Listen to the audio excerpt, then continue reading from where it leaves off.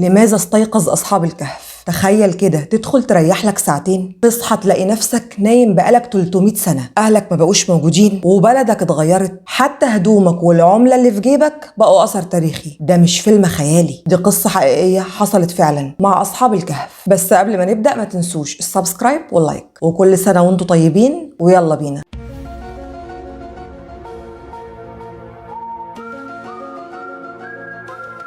ناس ناموا نومة طويلة قوي، أطول نومة في التاريخ. القصة دي اتحكت في الديانات السماوية. النهاردة هنحكيها بتفاصيل أكتر من القصص اللي اتكتبت عنها في الأدب في العصور القديمة، يعني نسبة تخيل أكتر عن الأحداث والظروف اللي مروا بيها. بعد رفع السيد المسيح عليه السلام حصلت قصة من أغرب القصص التاريخية، واتقال إن أحداثها كان في مدينة أفسس الأغريقية في القرن الثاني الميلادي. كانت الديانة المسيحية بدأت تنتشر والناس تآمن بالله وبرسوله السيد المسيح، وعدد الناس اللي بتؤمن كان كل يوم بيزيد. لكن في نفس الوقت العداوة والكره للمسيحية كانوا برضو بيزيدوا، بس مش من عامة الشعب، من الأباطرة والملوك والأمراء الرومان، لأنهم كانوا شايفين إن الدين الجديد ده خطر سياسي وفي تهديد على ملكهم. وبعد ما كان الشعب ولاؤه للدولة وللإمبراطور اللي كانوا برضو بيعتبروه إله، هيبقى ولاؤه للدين الجديد وللإله الواحد. فاللي هو ما احنا بنعبد آلهة برضو كله تمام والدنيا ماشية لصالحنا. وكان من أكتر أباطرة الروم عداوة وكراهية للمسيحية واضطهاد للمسيحيين الإمبراطور دقيانوس. ده بقى كان حدوتة في الطغيان، لدرجة إن عهده اتشهر بعهد الاضطهاد المسيحي الكبير. ما كانش عنده يا مرحميني، وبسبب قسوته وجبروته كل ملوك المدن اللي كانوا تحت حكم الإمبراطورية الرومانية كانوا بيترعبوا منه. وأولهم كان حاكم أفسس، المدينة اللي حصلت فيها أحداث حكايتنا. الحاكم ده كان مشهور طغيانه على المسيحيين علشان يرضي ولي نعمته. ما كل الأخبار بتوصل للإمبراطور، فكان عايز يثبت ليه إنه تلميذه النجيب. وكان لما بيشك بس إن شخص مسيحي يجيبه ويتفنن في تعذيبه، حتى لو ما ثبتتش عليه التهمة. كان بيشوف ألوان من العذاب اللي ممكن توصله للموت عادي. تخيلوا إن ده بيحصل للي ما ثبتتش عليه التهمة، أمال اللي كانت بتثبت عليه بيعملوا فيه إيه؟ كانوا بينصبوا ليه محرقة كبيرة ويرموه فيها وهو لسه حي، أو يجمعوا الناس في ساحة عامة ويدخلوا الشخص جوه الساحة ويسيبوا عليه الأسود والحيوانات المفترسة اللي موقعينها من الجوع وما أكلتش الهوا من يجي أسبوعين 3. وكان بيبقى عرض مسرحي مأساوي للناس، وده ما كانش عشان الناس تستمتع، ده كان عشان يخافوا ومفيش واحد منهم يتجرأ ويفكر يجازف بحياته ويدخل المسيحية. بس لما بدأت المسيحية تنتشر وعدد المؤمنين يزيد، دقيانوس جن جنونه وقال لك لا بقى، ده كده الناس في المدن ما بقتش خايفة مني، والحكام قعدوا ورحرحوا وما بقوش شايفين شغلهم. وقرر يعمل لهم جولة يشوف فيها أحوال كل المدن التابعة للإمبراطورية، وخلى مدينة أفسس اللي فيها تلميذه النجيب هي آخر مكان هيقعد فيه. وقتها حاكم مدينة أفسس خاف لا يحصل مشاكل من المسيحيين والإمبراطور موجود، فعمل استدعاء فوري لكل مستشاريه وقادة الجيش علشان يشوفوا هيأمنوا الزيارة ازاي. وأول حاجة أمر بيها مش إنهم ينزلوا يقبضوا على أي حد شاكين إنه مسيحي، دول ينزلوا يلموا أي شخص شاكين إنه على صلة بحد مسيحي ومداري عليه وما بيقولش. انتوا متخيلين الجبروت؟ حول الشعب كله لجواسيس ومرشدين على بعض من الخوف. حملات شغاله ليل ونهار ما بتوقفش. بس اللي هو ما كانش يتخيله ان المسيحيه كانت قريبه قوي منه جوه القصر جنبه، لان ماكسيوس اللي هو كبير مستشاريه واللي بيتقال برضه انه كان جوز بنته كان مسيحي وبنته كانت مسيحيه، وطبعا ايمانهم كان في السر.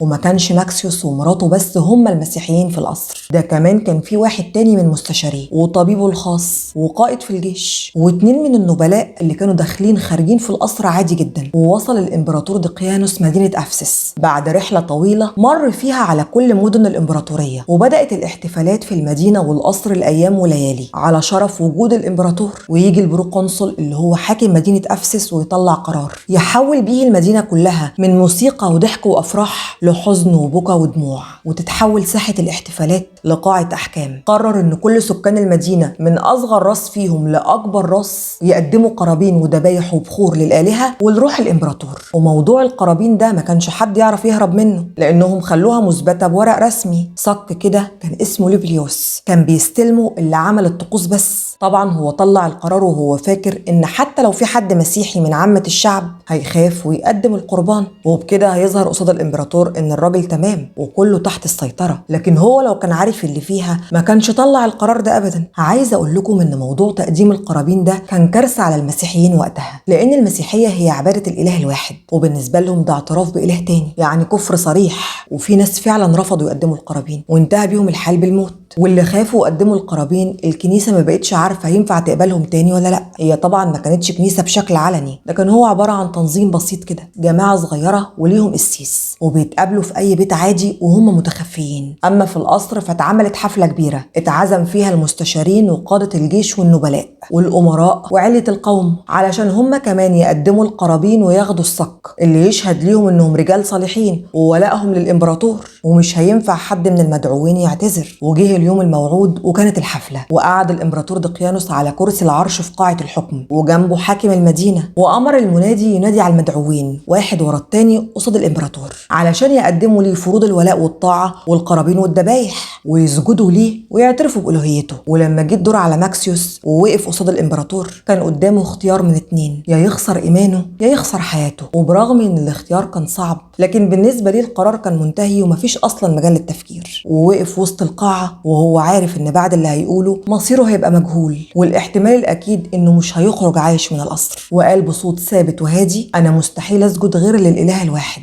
ولا قدم أي شيء لتماثيل لا بتضر ولا بتنفع. كل اللي كانوا في الحفلة جالهم حالة ذهول من شجاعته وجرأته، والقاعة اللي كانت مليانة ضحك وموسيقى اتحولت فجأة لساحة انتظار الحكم. ودقيانوس من الصدمة ما كانش مصدق اللي شايفه بعينه. طول عمره يسمع من بعيد إن شخص مسيحي، لكن ما كانش يتخيل إن شخص يقف قصاده ويقولها له في وشه. وحاكم المدينة بقى ما أقولكوش كان عايز الأرض تنشق وتبلعه من الخوف. ده اللي بيقول الكلام ده كبير مستشاريه. والصدمة ما كملتش ولحقتها صدمة أكبر، لأن باقي أصحاب ماكسيوس واللي كانوا برضه في مناصب عالية في القصر وقلناهم في البداية، هم كمان قاموا واعترفوا بمسيحيتهم. وكانت النتيجة إن اتقبض عليهم كلهم واترموا في السجن، وفضلوا أيام وليالي في الحبس وداقوا أشكال وألوان من العذاب. وكان سبب تأخير محاكمتهم إن الإمبراطور دقيانوس كان عايزهم يرجعوا عن دينهم، لأن مركزهم الاجتماعي هيفتح عيون الناس ويدخل الشك في قلوبهم لو ناس في المراكز العالية قوي دي اتعدموا في سبيل إيمانهم. وده نفس اللي حصل فعلا مع حارس السجن اللي كان واقف على حراستهم. الشك دخل قلبه. الجندي بقى يسأل نفسه: ليه شباب زي دول سلطة ومال وجاه وحياة مرفهة يعملوا كده في نفسهم ويسيبوا كل ده علشان الدين الجديد؟ ويا ترى ايه العقيدة اللي تخلي صاحبها يجازف بكل حاجة حتى حياته؟ وكان مستغرب من إيمانهم القوي وصبرهم على العذاب والأذى. ودخل الإيمان قلبه، وقرر الحارس قرار مصيري. مع دخول الليل فك أسرهم وأمن طريق الخروج من السجن وقدر يهربهم. ومن هنا كانت بداية أعظم كرامة في التاريخ، وقصة هتفضل تتحكي لآخر الزمان. وفي سواد الليل خرجوا بره المدينة وهم خايفين ومش عارفين هيروحوا فين، لا في خطة مرسومة ولا سكة واضحة. وهم ماشيين تايهين في الطريق، ظهر كلب بيزوم عليهم لأنهم أغراب وريحتهم غريبة عليه. ويلاقوا ورا الكلب واقف الراعي ساكت وبيبرق ليهم بفضول. الراعي حس بخوفهم وشاف إن لا شكلهم ولا هيئتهم بتقول إنهم فلاحين ولا حتى من عامة الشعب، ولكن واضح عليهم آثار التعب والتعذيب. ولأن قصتهم بقت مسمعة في المدينة كلها، الست شباب اللي تحدوا دقيانوس واعترفوا بإيمانهم، فالراعي عرفهم، وعلشان يطمنوا ليه ويقبلوا بمساعدته اعترف ليهم هو كمان إنه مسيحي، وعرض عليهم يستقبلهم في بيته لطلوع الفجر علشان يرتاحوا ويقدروا يكملوا طريقهم. ومع شقشقة النهار كانوا بيجهزوا نفسهم للخروج من بيت الراعي. سألهم الراعي: انتوا رايحين على فين؟ رد عليه ماكسيوس إن مفيش مكان محدد هم رايحين ليه، وإنهم مش عارفين طريقهم هيوصلهم لفين. وقتها افتكر الراعي مكان يقدروا يستخبوا فيه لحد ما التفتيش عنهم يخف والجنود يفقدوا الأمل إنهم يلاقوهم ويقدروا يخرجوا ويمشوا بأمان ويبعدوا عن المدينة خالص. ووصلوا الكهف كلهم، وكل واحد خد مكانه اللي قدروا ليه ربنا. أما الكلب فكان مكانه على باب الكهف. وفي المدينة أول ما خبر هروبهم انتشر وعرف دقيانوس إنهم قدروا يهربوا، ووقف في نص القصر وعينه بتطق شرار وهو بيصرخ في حاكم أفسس وبيقول له: تجيبهم لي من تحت الأرض، العيال اللي وقفوا قصادي دول وتحدوني مستحيل يهربوا من إيدي، يعني مش كفاية كنت حاططهم في حضنك ومش حاسس كمان يهربوا منك؟ لا ده انت عايز تتسلخ بقى. وحاكم أفسس من خوفه من دقيانوس انه يطير ليه راسه كان هو على راس عمليات البحث ورجله على رجل الجنود في كل مكان. وفي الحقيقة ان البحث عنهم ما طولش كتير، قدروا بسهولة يوصلوا لهم في الكهف، وده من حكمة ربنا. ودخل مجموعة من الجنود علشان يقبضوا عليهم، بس الجنود خرجوا من الكهف وهم حتى مش قادرين يحركوا رجليهم، كانوا بيقعوا وهم ماشيين ومش قادرين ينطقوا من الخوف ويقولوا شافوا ايه جوه. وقرر قائد الجنود يدخل بنفسه علشان يشوف ايه اللي شافته الجنود. خلاهم يخرجوا بالشكل ده، وبعد دقايق معدودة خرج هو كمان في حالة أسوأ.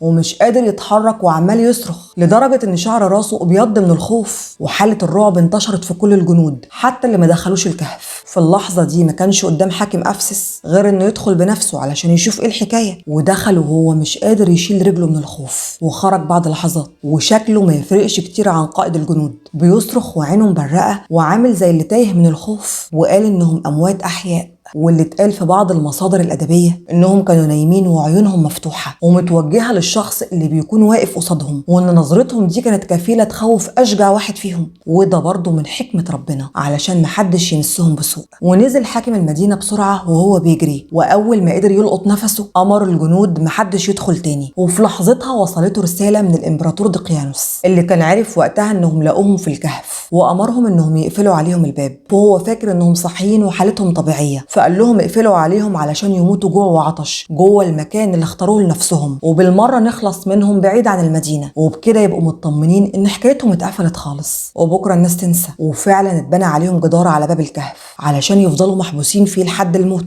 يعني دفنوهم احياء. لكن ربنا كان ليه تدبير تاني. كان في 2 من رجالة القصر مؤمنين وخافين إيمانهم، وكانوا شايفين إن قصة ال7 شباب بشجاعتهم وتمسكهم بعقيدتهم ما ينفعش تتنسي، وإنها لازم تفضل عظة للناس لبعد مئات السنين. فجابوا لوح من الرصاص وكتبوا عليه تفاصيل قصة النيام ال7، مين هم واسمهم إيه وإزاي ناموا وقصتهم مع دقيانوس ودخولهم الكهف والجدار اللي اتبنى عليهم. وبعد ما خلصوا كتابة حطوا اللوح جوه صندوق من النحاس وقفلوه كويس وخبوه تحت الجدار اللي الجنود بنوه على باب الكهف علشان يضمنوا ان اللوح يفضل محفوظ لحد ما ربنا يشاء ويخرج للنور، وتيجي الاجيال اللي بعدهم وتعرف حكايتهم. وتمر السنين، ومش اي سنين، دول 300 سنه، ناس ماتت وناس جديده جت مكانهم، الحياه نفسها اتغيرت والبيوت اتبدلت والطرق اختلفت عن شكلها القديم، حتى صوت المدينه وريحتها ما بقاش زي زمان. الزمن وكل شيء حواليهم اتحول الا الكهف وسره فضل ثابت ما اتغيرش. وفي السنين دي حصل اللي اصحاب الكهف كانوا مستحيل يتخيلوا انه يحصل ولا حتى في احلامهم، لان المسيحيه انتشرت. دي مش بس انتشرت، دي بقت هي الدين الرسمي للامبراطوريه الرومانيه، وكل ملوك المدن وعلى راسهم الامبراطور مسيحيين. ليه بقى صحي اصحاب الكهف؟ وايه سبب انهم بعد كل الوقت ده يقوموا من النومه الطويله قوي دي؟ في يوم من الايام جه راجل صاحب ارض جنب الكهف وكان عايز يبني حظيره للغنم بتاعته، فاجر 2 عمال وطلب منهم يطلعوا يجيبوا حجاره. منين بقى الحجاره؟ من اللي فوق قدام باب الكهف. وطلعوا فعلا وجابوا الحجارة وفضلوا ينقلوا فيها لحد ما الباب شبه اتفتح، ولكن هم ما دخلوش. وفي نفس الوقت ده كان في حاكم على مدينة أفسس، وكان ملك مسيحي صالح اسمه سيديوسيس، حكم المدينة لمدة 38 سنة، وحصلت في عهده فتنة كبيرة وتحول الناس في أيام حكمه الأحزاب، منهم اللي مؤمن بالله وعارف إن الساعة حق، ومنهم اللي بقى بيكذب بالبعث بعد الموت ويكذب بالحساب. وكانت فتنة كبيرة ما قدرش الملك يسيطر عليها، ولما حس إن الموضوع بقى صعب عليه ومفيش في ايده اي حل بكى وتوجه لله وبقى يدعي ربنا انه يظهر الحق. ولما شدت الازمه قوي واهل الباطل والكفر كتروا وبقى يفتنوا الناس في دينهم، قرر الملك الصالح سيدوسيس انه يبعت رسائل لكل شخص مؤمن علشان يستقوا ببعض على اهل الباطل. بس المصيبه ان فعلا ناس كتير ارتدت عن دينها والفتنه بقت تكبر وتنتشر اكتر. ولما الملك الصالح ما بقاش عارف يسيطر على الناس اللي عماله ترتد، دخل بيته وقفل عليه بابه وغير هدوم الحكم ولبس هدوم بسيطه وقعد على التراب وفضل ليل ونهار يدعي ربنا ويبكي من اللي شايف الناس بتعمله، ويدعي ربنا انه يظهر الحق.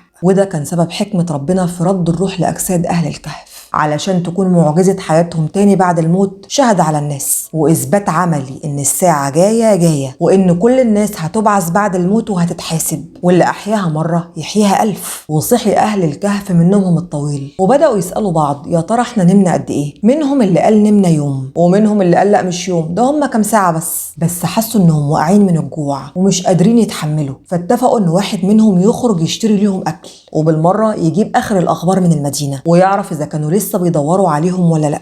وطبعا اختاروا الراعي إنه هو اللي يروح، لأن محدش من الجنود يعرفه ولا حتى معروف عنه إنه مسيحي ولا له علاقة بيهم. وفعلا خد منهم الفلوس وطلبوا منه إنه هو بيسأل عن الأخبار محدش يحس بيه. وخرج الراعي متوكل على الله ومشي في طريقه، بس وهو رايح المدينة لقى كل حاجة اتغيرت. المكان هو نفسه المكان لكن مش بنفس الشكل اللي كان عليه من يومين. حجم الأشجار بقى أضخم وشكل الطرق متغيرة. وأول ما وصل لأبواب المدينة ورفع عينه على أسوارها اتصدم، لأن الشكل مش بس اتغير اتغير، ده كمان بقى في علامات صلبان مرسومة. دخل الراعي المدينة وهو عمال يبص يمين وشمال عايز يفهم في ايه وازاي المدينة بقى شكلها كده. وشوش الناس متغيرة، حتى طريقة لبسهم مختلفة واسلوب كلامهم زي احنا دلوقتي، واحد بيتكلم باللغة العربية الفصحى والتاني بيتكلم بالعامية، مفيش حاجة زي ما كانت. والناس برضو بقت عمالة تبص عليه لأن شكله وهيئته مختلفة عنهم. والراعي من شكل الناس والمدينة بقى حاسس إنه في دنيا غير دنيته، ونظراتهم ليه بقت تقلقه. بس كمل طريقه لأن كان عليه مسؤولية. 7 شباب جعانين منتظرينه يرجع بالأكل والأخبار، وراح لمحل خباز وطلب منه كام رغيف عيش. الخباز شاف شكله وبقى مستغرب، لكن جهز العيش اللي طلبه واداهوله. وأصعب لحظة بقى لما الراعي جه يخرج الفلوس علشان يدفع للخباز تمن العيش. الخباز اتجنن وصرخ في الراعي وقال له انت جبت الفلوس دي منين وازاي وصلت ليها؟ ده انت اكيد وقعت على كنز. الراعي وقتها كان هيغمى عليه من الخضه وقال له فلوس ايه اللي انت بتتكلم عنها يا عم؟ انت دي فلوس عاديه. بس الخباز قال له لا مستحيل، انت وقعت على كنز. فالراعي قال له انا مش فاهم منك حاجه. رد عليه الخباز وقال له الفلوس اللي معاك دي عليها صوره الامبراطور دقيانوس، واحد من اباطره الروم اللي ماتوا من زمان قوي، ده ميت من يجي 300 سنه واكتر. الراعي بقى مستغرب من الكلام ومش قادر يفهم ولا يستوعب، وعنده حق برضه. حط نفسك مكانه كده. وقتها الخباز فضل مصر على الراعي انه يعرفه فين لقى الفلوس دي، وقال له انا لازم ينوبني من الحب جانب، والا هصرخ وهفضحك وهلم عليك الناس وهوصل الموضوع للملك. والراعي عيني بقى عمال يقول له انا معيش اي كنز، وانه ملوش لازمه يصرخ ويفضحه. والخباز ابدا، انت عايز تاخد الكنز كله لوحدك؟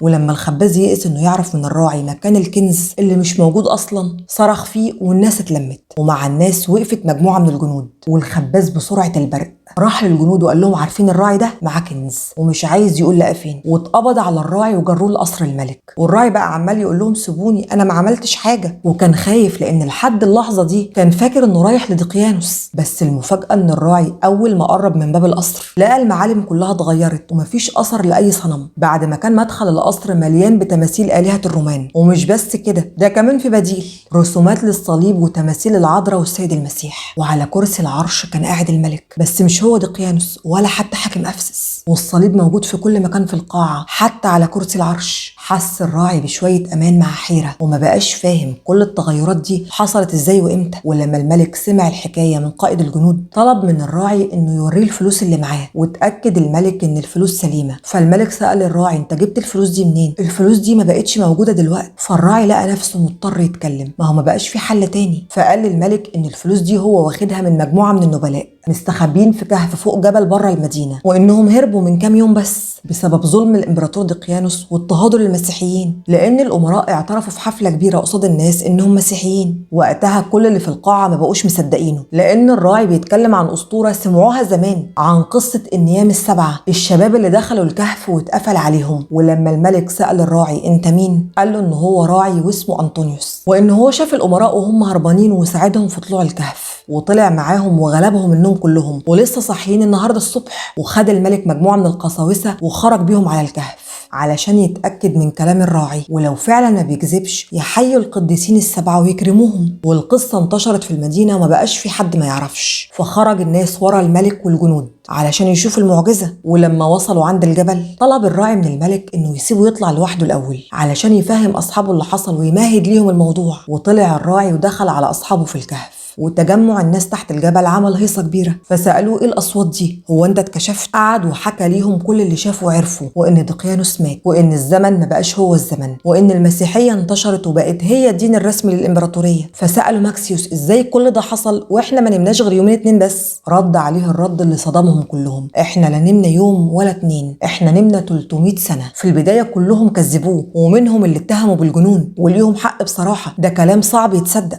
بس الراعي اقسم ليهم بالله انه بيقول الحقيقه. طلب منهم يخرجوا من الكهف ويشوفوا بعينهم. وخرج ال7 شباب على باب الكهف، لقوا ناس كتير واقفه بتهتف باسمهم، وسلم عليهم الملك ورحب بيهم جدا. وعرفوا ال7 شباب كل اللي حصل لهم بعد دخولهم الكهف، وان الكهف اتقفل عليهم بامر دقيانوس. ال7 شباب بقوا في ذهول من كل اللي سامعينه وشايفينه، وجالهم حاله حزن شديده لان كل اصحابهم وعائلاتهم خلاص ما بقوش موجودين، والحياه اللي هم فيها ما فيهاش حد من اولادهم او زوجاتهم، كلهم ماتوا من سنين طويله قوي. فطلبوا من الملك انهم يدخلوا الكهف اللحظات يجمعوا فيها نفسهم ويحاولوا يستوعبوا اللي حصل. وفعلا دخلوا الكهف. لكن المرة دي كانت الدخلة الأخيرة خلاص، لأنهم اتأخروا جوه. فالملك دخل هو والجنود علشان يشوفوهم، لقوهم رجعوا ناموا زي زمان في ثبات تام وكأنهم ما صحيوش أصلا. بكى الملك من المعجزة اللي شافها ومن قدرة الله، وإنه استجاب لدعائه، وإنه أظهر آية من آياته للناس تردهم لطريق الحق، وأمر الجنود بالخروج. واختلف الناس في أمرهم يعملوا إيه، فقالوا نبني عليهم مكان للعبادة علشان الناس تفضل فاكرة معجزتهم، وفي اللي قال نبني عليهم زي مقام الناس تيجي تزوره وتتعظ.